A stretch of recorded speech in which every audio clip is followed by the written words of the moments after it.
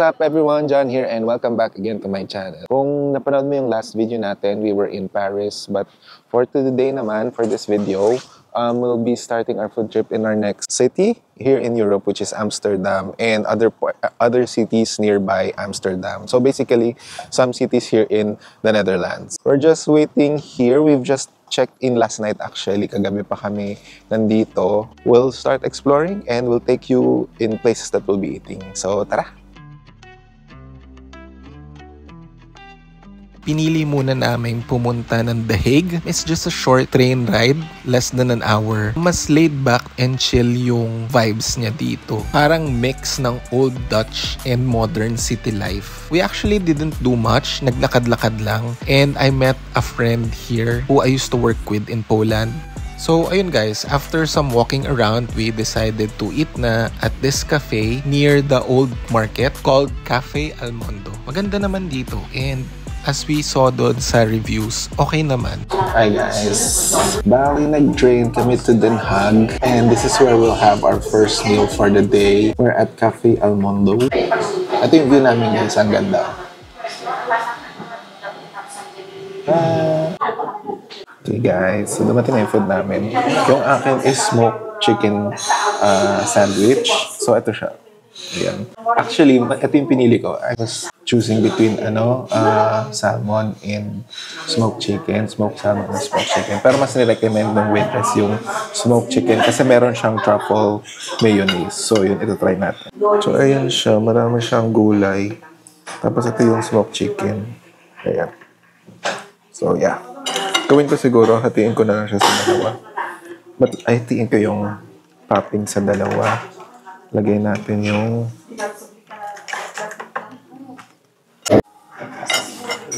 with everything.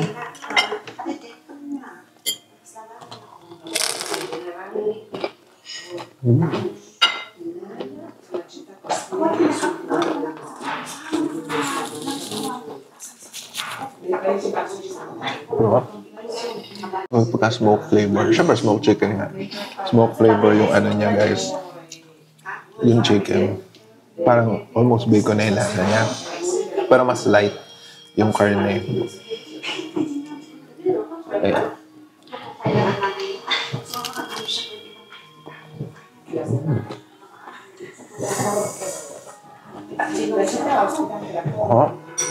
Ang gusto yung tinapay, parang siya bata. Crispy sa labas, tapos sobrang lambot sa loob. Hindi siya masakit sa bibig. Nguyain. And for me, yung nagdala din talaga dito is yung truffle mayonnaise. Yeah.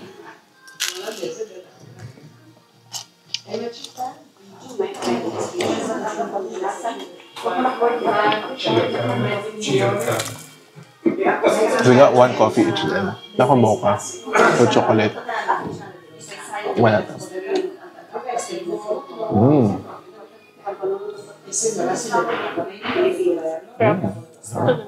Yung chocolate niya kakaiba. May pagkamani yung lasa niya.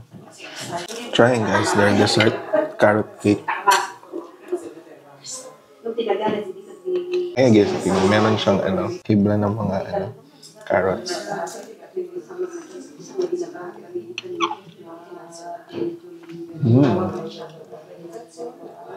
Parang kasi sa taas na cinnamon. So pagkakagat na pagkagat mo, yung malalasahan. Tapos yung cream cheese na ginamit, strong siya. Masarap siya. Ayun guys, na-enjoy ko yung cafe na to. Masarap yung pagkain and very chill vibes. We walked around for a while dito sa The Hague. Dito kami bumaba sa Amsterdam Central Station. And guys, ang ganda no station na to. One of the best looking ones here in Europe that I've seen. We were walking around Amsterdam when we decided to have dessert here at Stroepery since 1986, made from 2 thin layers of baked dough with a delicious caramel syrup. Yun yung sinasabing stroop. So, ayan, try natin.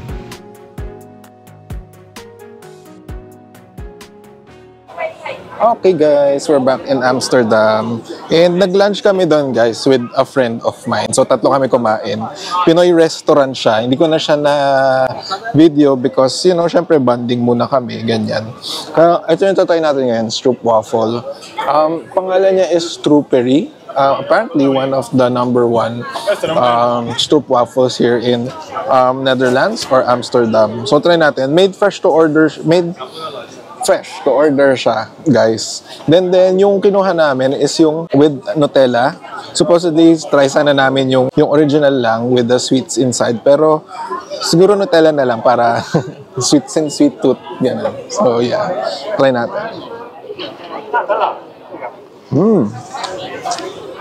Okay.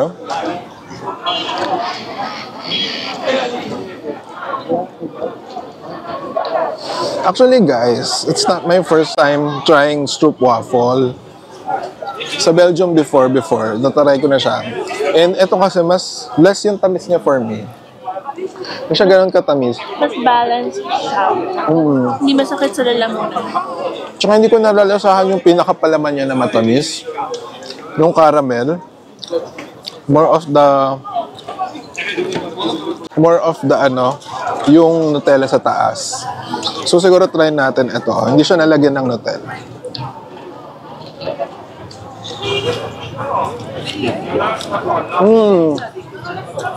Hindi siya ganun katamis. So yun na-try mo before matamis? Mas matamis, super tamis siya. Which is addicting for me. Ito siguro mas okay din, healthier. Less sugar. More on the pricier side siya compared to other stroopwafels. Parang 9 euros for this. 8.50 for no Nutella or 8 lang. 7 na pala. Plain, oo. At saka wala yung chewy factor for me. But yung gusto ko din sa stroopwafel, more on crispy siya. Kasi hindi masyadong, siguro lang din, freshly made, kaya ganon. Yeah. Yung na-try ko lang kasi yung pinapasalubong sa Pilipinas. So, different. Ayan yung niya. Caramel. For me, it's perfect. Ayoko na ng super. Kami sa Amsterdam Central, guys. Ayun guys, so after our dessert, naglakad-lakad lang kami sa Amsterdam. We went to the canals, the city centers, the parks. And then, after nun, meron kaming scheduled ticket to visit the Anne Frank house. Grabe guys, it's one of your must-go-to here if you will go to Amsterdam. Syempre, napagod na din kami after and then dinner na. Okay guys, so nagala na kami. Galing kami sa Anne Frank house. Tapos, nagala pa kami sa rest of Amsterdam. So, we're having dinner now dito sa Holland 2. Bigay ko na lang yung pangalan, pero ito yung pangalan niya kasi. Kaya, ayun. I got their, this is their traditional Dutch food daw. So, mashed potato with, meron siyang timpla, endives, ganun. Tapos, may mga beef. Tapos, baby got fusilli pasta. Try natin.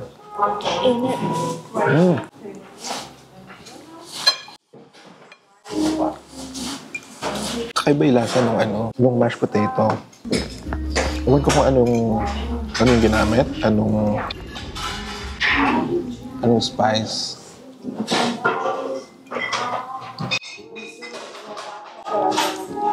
Tapos very buttery yung niya guys. Very buttery yung mashed potato. Parang may dill. May lasa din siya ng dill. Ito yung kay baby guys. Fusilli pasta. Ganda ng kulay niya.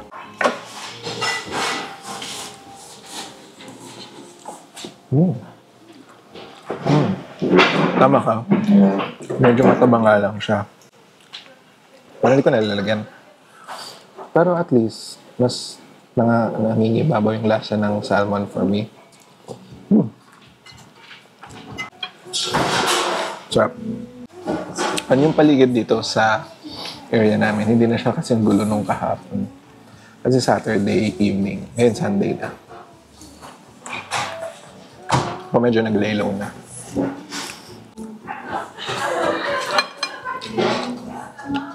Ayan guys, back to voice over na lang muna tayo. Kasi medyo late na rin yung punta namin dito sa restaurant and parang nagpa-pack up na sila. We enjoyed here guys. Finally, we had another Dutch cuisine which is a stampot. Stampot pala, literally in English, means mashed pot. So parang yung nasa loob ng pot is hinalo-halo lang. So true enough, yung mashed potato nga niya, ang dami ring components with the stewed beef. Na-enjoy ko rin guys yung salmon pasta. Ang sarap niya.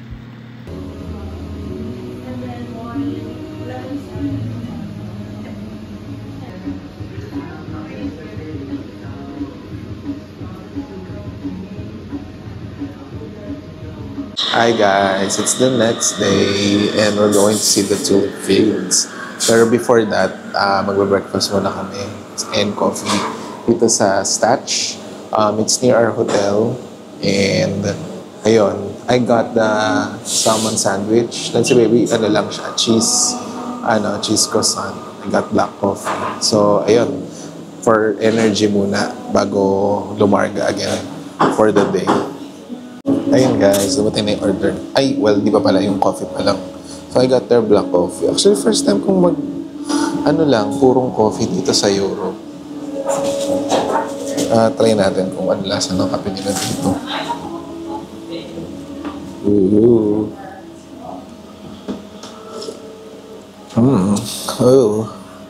Ako lang kape. Ako nagkakape for the past days kasi hindi okay yung tiyan ko. Kaya ngayon na ulit ako maggaganto.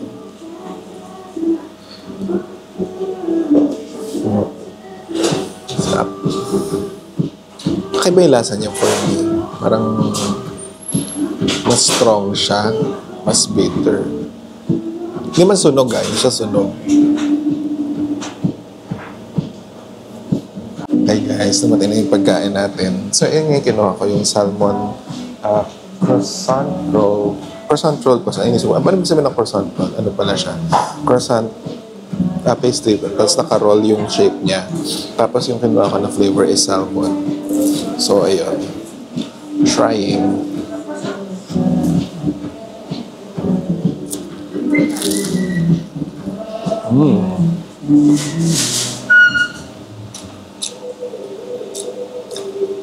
Ano guys siya? Salmon spread. Pero hindi na siya buong salmon. Durog-durog na siya. Tapos mixed with mayonnaise, ganyan, and other herbs and spices.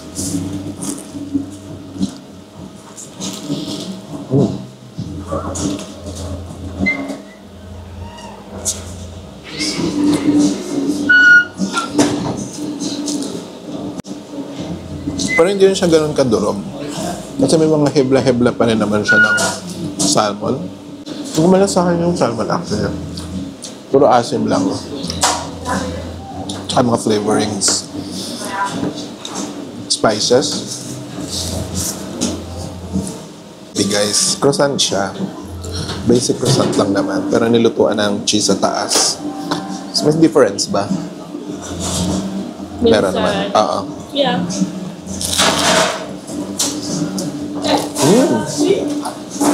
Ano mo ka?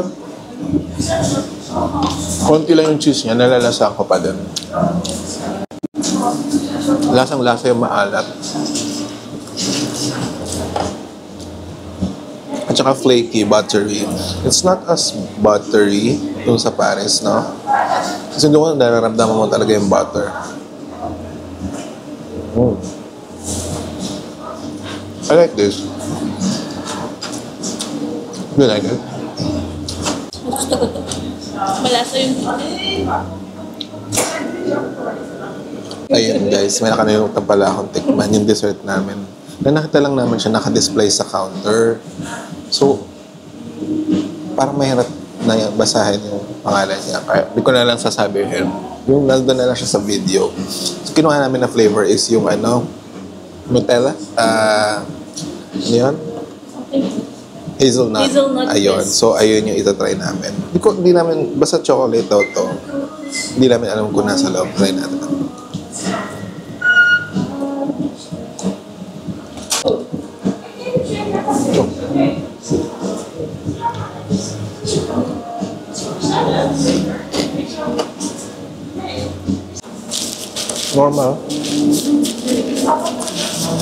Normal tasting chocolate.